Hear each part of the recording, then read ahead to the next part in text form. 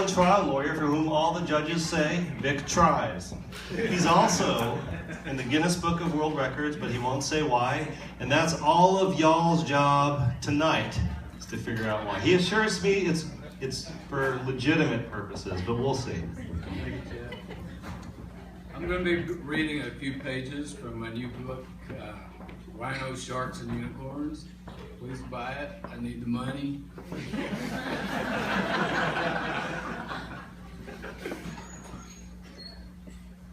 "Oh my God," Mace said. And then he ran as fast as his tired legs would carry him to the object on the floor, the shoe. He picked it up. It was Brick's all right. No one else was in sight. Then faintly he heard what sounded like a muffled voice. It came from behind a door about halfway down the next hallway. He ran to the door. Mace peered through the window. He saw only maroon carpet, benches, a podium at the front, and some flowers on the table. It looked like a small church. Then he heard the muffled voice again, so without thinking, he threw the door open and stepped inside. He was in the hospital chapel. There was Brick, dangling in the back corner, his toes barely touching the floor. His arms and legs flailed around pathetically, like a mouse caught with its neck in a trap. Behind Brick, the dark shadow figure of a lone man stood motionless, holding Brick helpless by the back of his suit jacket. The jacket was wadded tight in the man's hand and pulled back and up, almost suspending Brick from the floor. The man's other hand was over Brick's mouth. He stood there staring at Mace, like a stone statue holding a squirming puppy. It was Christofferson from the emergency room. A 2-foot shard of fear shot down Mace's spine like he had been stabbed with a cold ice pick. Confusion caused his head to spin. Mace searched for his voice but couldn't find it. Mace had experienced nightmares before, where he dreamed he was in a situation that called for an urgent scream, but he wasn't able to make the sound come out of his mouth. This felt like one of those frightening, helpless dreams. Then as suddenly as his voice left him, it came back, and a screechy yell wiggled and came loose from the top of Mace's throat. "What the hell do you think you're doing?" he cried. The weak and unfamiliar sound of his own voice added to the fright he was already feeling. "We're waiting for you," the man said. There was something rhythmical and soothing about his voice, but the sight of him standing there with Brick dangling in front of him and the residual adrenaline rush from the emergency room disappearing act and the mad dash through the hospital halls and the eerie, dreamy feeling of it kept Mace from feeling any comfort. "Put him down," Mace screeched.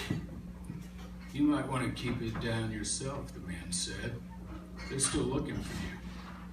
The statement got Mace's attention and shocked him back into the moment, reminding him of Brick's narrow escape from the emergency room and the fact that the police were still around and probably still looking for him. "What the hell are you doing?" Mace loudly whispered. Brick kept flailing around, kicking and swinging his arms. The man held him firmly and stared at Mace. Mace was trying to size up the situation.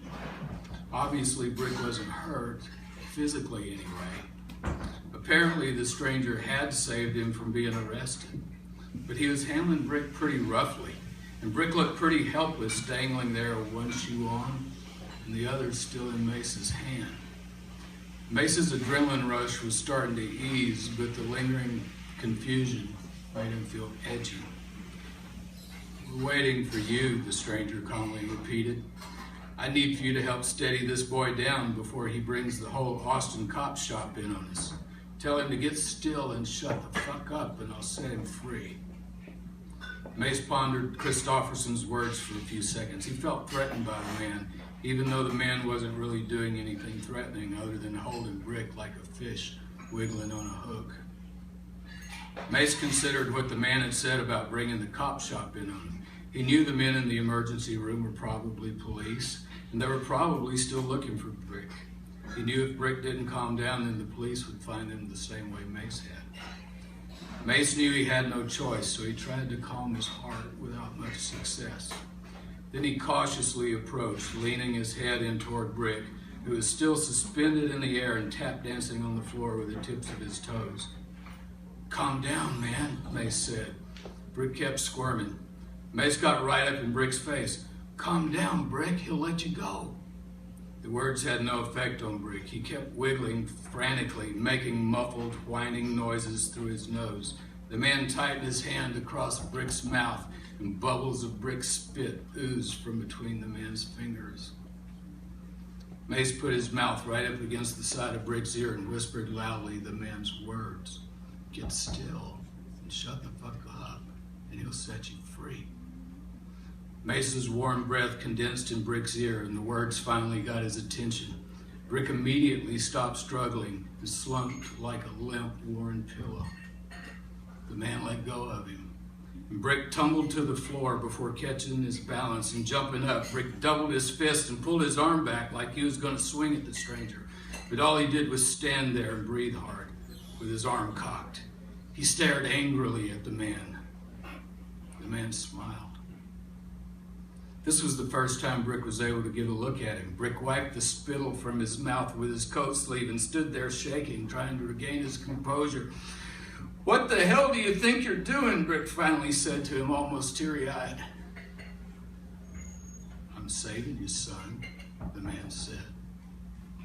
Rhinos short.